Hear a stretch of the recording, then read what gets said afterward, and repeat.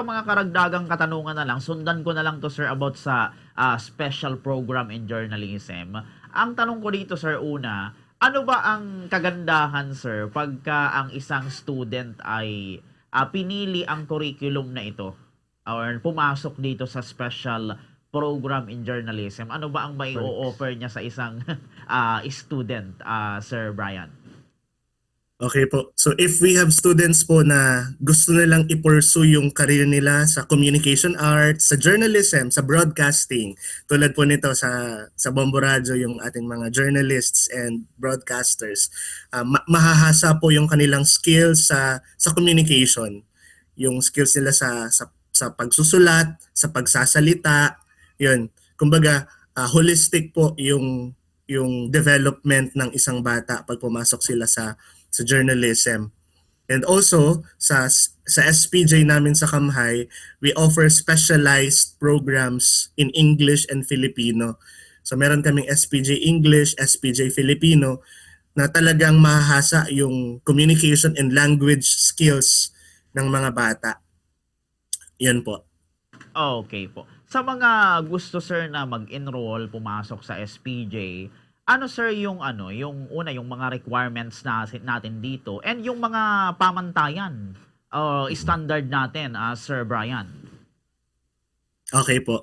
Yung qualifications po namin sa special program in journalism ay dapat po may 85% or above na grade sa English and Filipino sa bawat grading period, at dapat may general average po yung bata na 85% or above.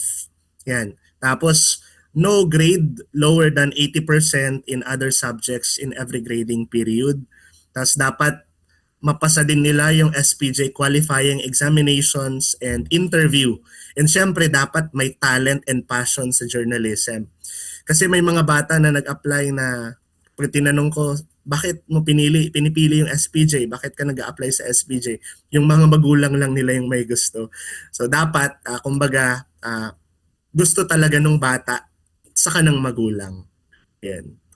Tapos pagdating naman po sa requirements, ayan po, punta lang po sila sa guidance office ng Kamhay sa main campus.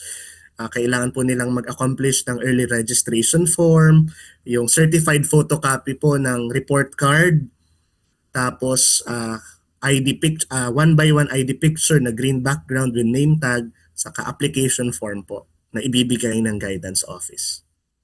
Opo. Kayo sir, bilang yun nga, school paper advisor, tapos ano pa dito sa SPJ and teacher din po at the same time. Kumbaga, ano yung challenging dito sir sa sa pag-handle ng special program in journalism para sa inyo sir?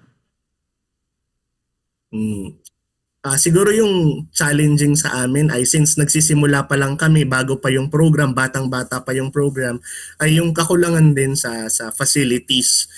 For example, yung pagdating sa classroom, talagang aminado kami na kulang po talaga kami sa classroom.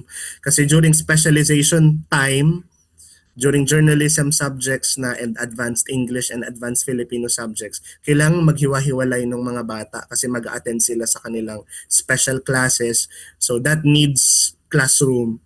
So yun, kulang kami ng classroom pero hinahanapan naman ng paraan.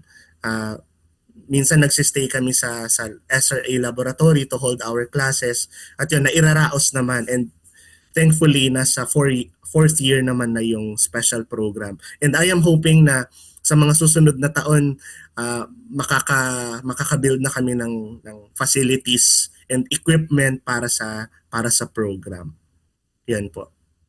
Okay, yun. So ito sir, bago tayo magtapos sa atin pong interview, siguro sir, ano na lang ang ating siguro maipapayo sa atin pong mga nakikinig, mga nanonood sa atin na gusto ring tahakin itong pamamahayag or journalism or gustong pumasok sa SPJ, ano ang ating masabi sa kanila? And syempre sa mga participant o sa participant natin sir sa NSPC, ano ang inyo pong maipapayo sa kanya, sir? Sige po, ibigay ko po sa inyo ulit ang linya. Okay po. So para sa akin, ito yung lagi kong sinasabi sa mga estudyante namin sa journalism, sa publication, sa SPJ, na kailangan mong magkaroon ng tatlong bagay: commitment, character, saka skills. Pero dun sa tatlong yun, ang nasa taas ay commitment. Itong journalism kasi ay kailangan ng oras ng puso. So kailangan mong i-commit yung sarili mo during trainings, sa coverage. So yun, commitment.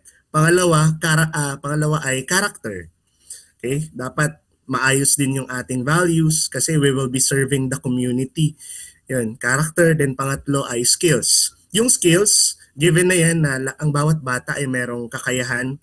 So ang role ng journalism, ng special program in journalism at ng Di Isarog at Ang Isarog ay paunlarin pa, hasain yung skills na meron yung bata.